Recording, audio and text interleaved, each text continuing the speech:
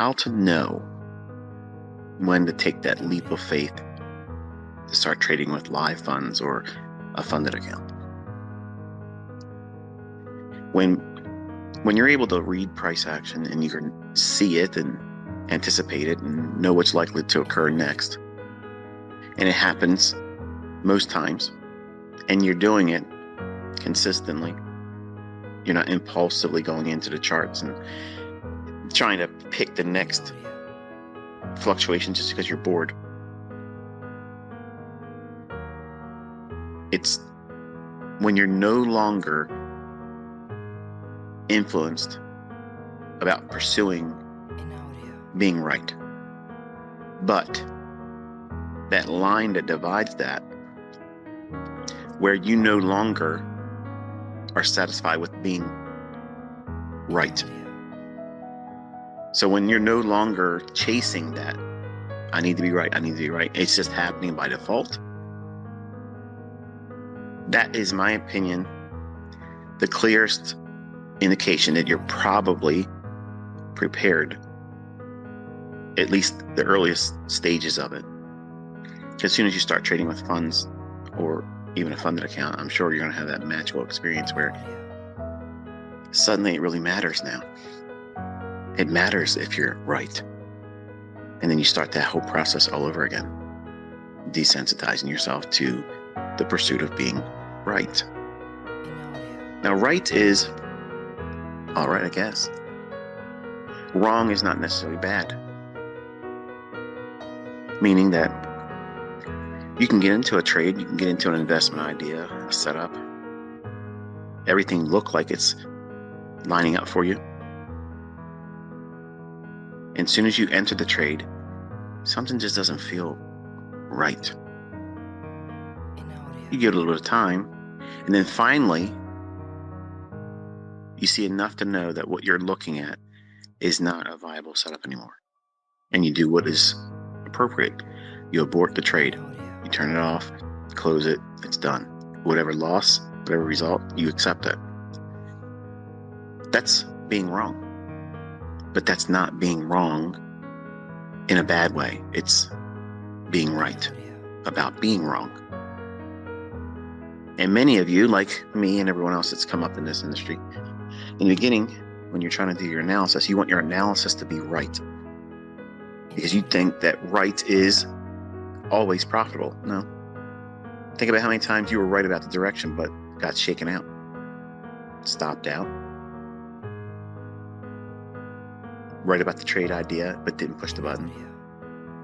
So you can be right and be wrong. So it's a matter of perspective. It's not a pursuit for you or me or anyone else that's in this industry try to tell the future with these candlesticks. It's not our endeavor to be right. Our endeavor is to be consistent, doing the same things that's been measured, studied, and has shown to provide a probability that usually ends up in what the past has shown, but that's not indicative of the future. That's that gray area. And you have to embrace not being right all the time and being right enough. But there's a time when you get consistent with your outlook on the marketplace, your timing, your selection, bias, all those things that they come in alignment. And when you no longer have any real concern, not that you are numb to it, because that's a totally different thing, but you're indifferent to it. Obviously, everyone wants to see the outcome be favorable for them, but there's this state of mind that you're going to reach, and you really won't know what this feels like until you finally get there. And I'll talk about how you get there in a few minutes, but for now, the way I identify it is when you have a trade idea that you've engaged, you're in the trade now, the market's moving around, and you are absolutely disconnected in terms of emotion or needing it to be right. And equally so, you're not worried, you're not concerned if you get stopped out. The second one I'm going to talk about first. The reason why you wouldn't be concerned about being stopped out is because you know, if you've been doing the back testing, studying, watching real-time price action with me, you can see that these things are predictable. They're based on time delivery. And these structures that come into the marketplace that present our opportunities, and it may not be an opportunity that you have identified yet. You haven't found your model, but that's okay. You'll find it. It'll come to you. But you don't worry about that outcome being unfavorable, because you know that one transaction, that one idea that you're placing a laboratory experiment around, which is a speculation that you're looking for a displacement in price from where it is right now and where you believe it's going to go, and limiting how far it can move against you. So that stop out, if it happens, you're not worrying about it. In fact, you're completely indifferent to it. Meaning, if it does stop out, no big deal. If it runs to your target, no big deal. It's just one transaction. It's one thing that you're doing right now that absolutely has no power over removing you from your entire career. Let's flip the script now. As much as we are not concerned about losing, having a bad result, being stopped out, we're not worrying about being right. We're not worrying about it going to our profit target. We're not worrying about doing a full pull.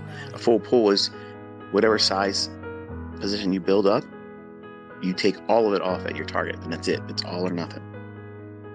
And while you're learning, it's important not to have that mindset. No matter who tells you otherwise, it's important for you to reward yourself incrementally. Over time, you'll know when the trades are really in your favor to do full pulls, where you don't take any partials, you're just managing the trade with a stop loss. But that takes time. It also takes time getting past the point of needing to be right. Because right doesn't equate to being profitable. It sounds like it's an impossibility, because if you buy and it goes up, you should have made money, right? But you know that doesn't always work like that. You get shaken out of it, scared, or stop loss, hit. But you're right. Remember, it went where you thought it was going to go. And when you're no longer looking at those moves where you were correct and where you thought the market was going to go, you had the draw and liquidity correct, the bias was correct. You knew where it was going to react to. But something didn't line up perfectly, whether you were just a little late getting in or a little too early and getting stopped out and then too afraid to get back in. Whatever the factors are, when you are no longer worried about or concerned about being right about that trade,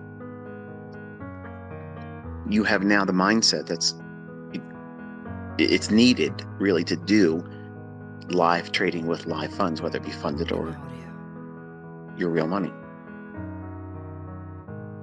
But no one's going to be able to, and I can't do this for you, but no one is going to be able to tell you the proper timing for you to take that risk on. And it is risk.